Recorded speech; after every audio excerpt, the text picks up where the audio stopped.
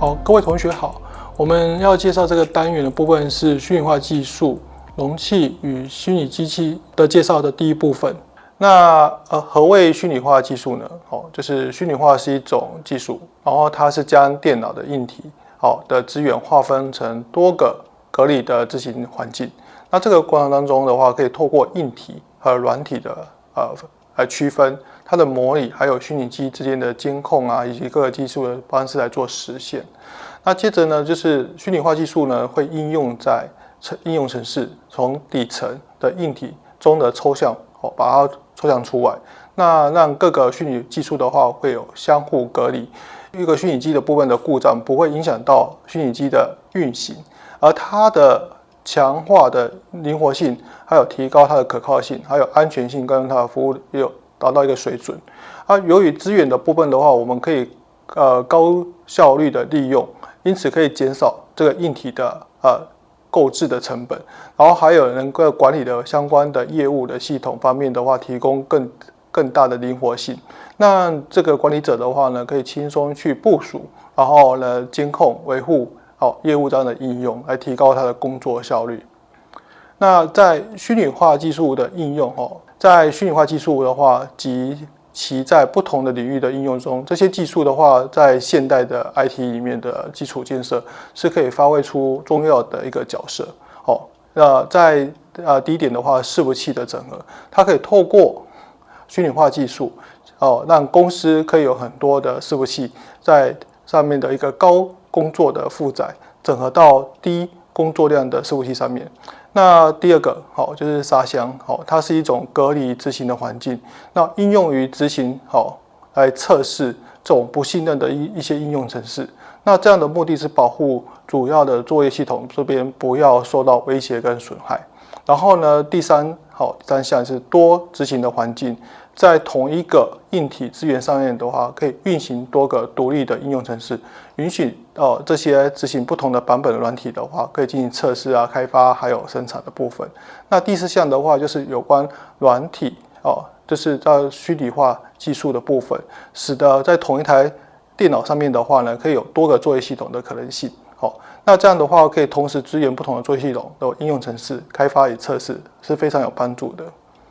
那第五点的部分，在虚拟化技术可以改善测试和效能监控的流程。那虚拟化的平台的话，通常提供了一个强大监控的工具，允许我们实时的去监控这个系统的效能，然后呢，及时的去发现还有解决问题。那第六项的部分的话，在虚拟化的平台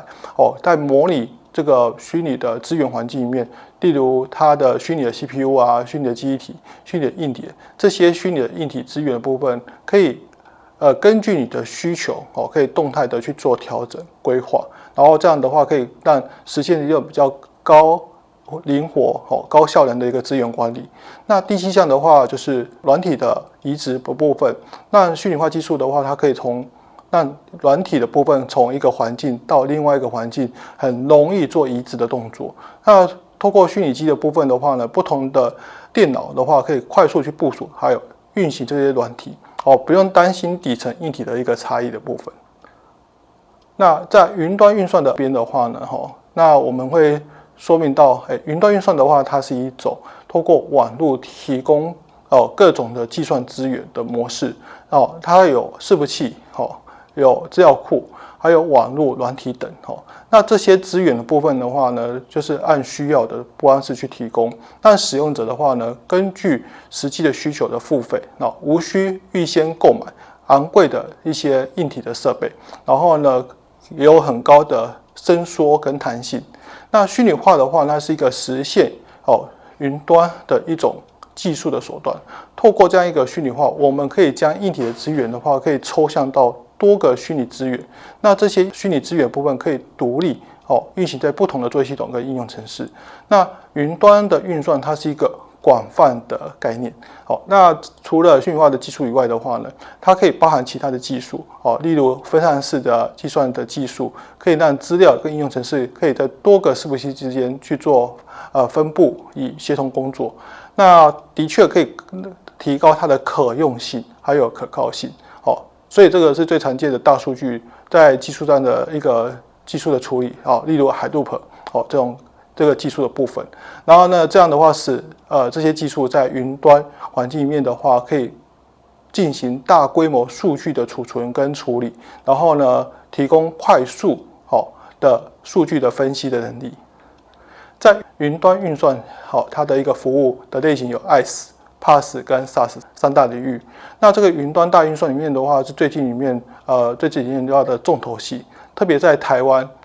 那它 PaaS 跟 IaaS 部分是发展是比较迅速的，那许多的公司的话陆续的投资。那台湾的话，像中华电信、远传公司的话，还有国外的 Google、亚马逊等公司，都会有提出这种先进大数据分析平台面，然后呢，让企业可以有强大的数据的处理能力。那什么是 IaaS 呢？那 IaaS 的话，它是一种透过云端提供随选的基础架构的一个资源的服务的模式。那这些的资源的话呢，包含了运算、储存、网络还有虚拟化等。透过 IaaS 的部分的话，公司它可以根据需求，可以动态的去获取、释放这些资源，无需预先购买这些昂贵的硬体设备。那在 IaaS 的模式下呢，客户的话呢，他可以自行去处理这些硬体设备的管理、维护以及更新，然后呢，让客户可以专注于运行这些资源上的作业系统、中介的软体、虚拟器，还有一些应用程式。然后呢，市面上有一些产品的话已经有了，像亚马逊的 EC2，还有就是 Microsoft 的 Azure、Virtual Machine 等等这些。那什么是 PaaS 呢？PaaS 的话，它是一个云端服务的平台，然后呢，让开发者的话可以在上面去做开发，然后呢，运行还有管理这些应用程式，不需要管理底层的一个基础建设。那建制的这个部署跟应用程式的话的环境是由云端的服务提供供应商及维护。那市面上有提供的像Google App 的 Engine， 还有Microsoft 的 Azure 这种服务。容器的话呢，的技术主要是应用在运行的环境，它可以最终的一个目标就是可以达到协调，建构这种高度自由、可扩展性的一个 PaaS 的平台，然后让这些应用程式的话运行在更加灵活、高效性的部分。那什么是 SaaS 呢？那 SaaS 的话是透过网际网络提供一个应用程式的一个服务，意味着使用者的话呢，可以透过网页，直接浏览这些应用程式，那不需要下载、安装还有维护这些软体。那所以说 SaaS 的话是完全服务在供应商的代管，所以可以随时去使用，然后它有包含更新，然后系统的修正，然后维护。那市面上常看到的这样一个产品呢，像 Microsoft 365或 JetBrains 等等。那在综合比较这个云端运算的服务模型里面的话呢，我们可以看出，在本地的部署，在企业里面的话，它会有整个 IT 的架构，提供完整的控制，也带来了一个高管理跟维护成本。那在 IaaS 这边的话呢，它企业的部分，它提供的作业系统跟那个应用的程式，减少了硬体的维护的工作，提高它的灵活性。那但是也是需要一些部分的管理。那 PaaS 的部分的话呢，对于企业来讲的话，只需要管理应用程式跟资料。那这样的一个模式的话，对于企业来讲的话，它开发与应用的部分，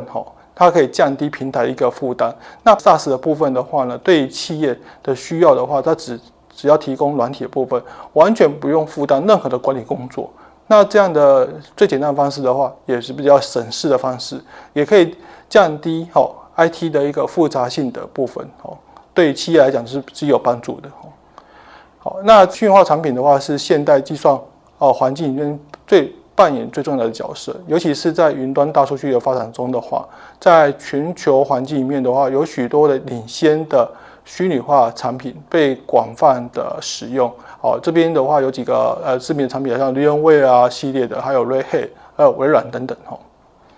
在虚拟化产品这边的话呢，我们就可以看到虚拟化技术中的话，像 VMware 的那个 Sphere， 它是 VMware 公司里面比较著名的产品。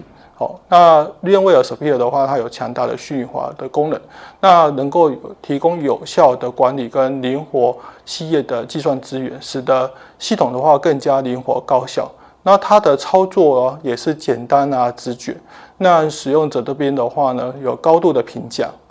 尽管这个 VMware Sphere 的话拥有许多的优点，但是它的价格的话，真的是不可一个忽视的一个因素。VMware Sphere 的话，它的价格是还蛮昂贵的，意味着这个支持这种大数据的一个运算平台里面的话，尤其是 PaaS 或者是 IaaS 的部分来说，成本可是变得是相当的高的。那在最常见的虚拟化技术里面的话，我们可以看到的是硬体虚拟化的话，就是虚拟机，那作业系统虚拟化的部分就是容器。那虚拟机部分的话呢，我们首先的话呢，想要先了解一下什么是虚拟机。虚拟机的话，它是一种透过虚拟化技术的基本的硬体上面建置的一个隔离的执行环境。我们可以在这个硬体的这个主电脑上面的话，运行多个虚拟机。那这样的话，每个虚拟机的话都有一个独立的电脑的运作、作业系统跟应用程式。那接着呢，我们可以来谈谈说那个 Hypervisor， 它是一个虚拟化技术里面的核心又称为虚拟机的一个监控器。那可以用来建立执行这个虚拟机的软体、它的韧体，还有它的硬体的部分。那负责管理它的虚拟机的运行，还有它的协调它的本机的硬体的资源的分配，还有确保它的各个虚拟机的隔离。然后 Hypervisor 的话呢，它对虚拟化的还有硬体还有软体的分离背后的话，有一个底层的技术。那基于核心的虚拟机器的部分，那 KVM 的话是一个开源的虚拟化技术。那 KVM 的话又称为基于核心的虚拟机器，那它是专于 X86 的一个架构。作业机的设计里面的话呢，它需要一个硬体的资源。那这意味着 KVM 的话，它是一个现代处理虚拟化功能，来提高它的虚拟机的部分的一个效能跟效率的部分。那 KVM 的话，在 Linux 里面的核心提供了一个系统虚拟机的部分的基础建设。它实际上的话是一个 Linux 一个核心的模组它使得这个模组里面的话，可以用 Linux 的部分去作为一个 Hypervisor 的运行的一个虚拟机器。简单来说的话呢，就是 KVM加 Linux 里面的系统转换成一个完整的虚拟化的平台，那支援虚拟的机器里面的运作还有它的管理。那容器呢？容器它是一种虚拟化的技术，它允许的应用程式其一些所依赖的一个标准化的一个单元的执行。那这些单元的部分的话是相互的隔离的它可以共享一个作业系统里面的核心。那容器的话呢，相比的是虚拟化器的里面的话最轻量的，然后启动速度更快的，然后也适合在微服务里面架构里面的或云原生的应用比较适合使用的。那在容器的架构里面的话呢，容器它是一个完全虚拟化的主机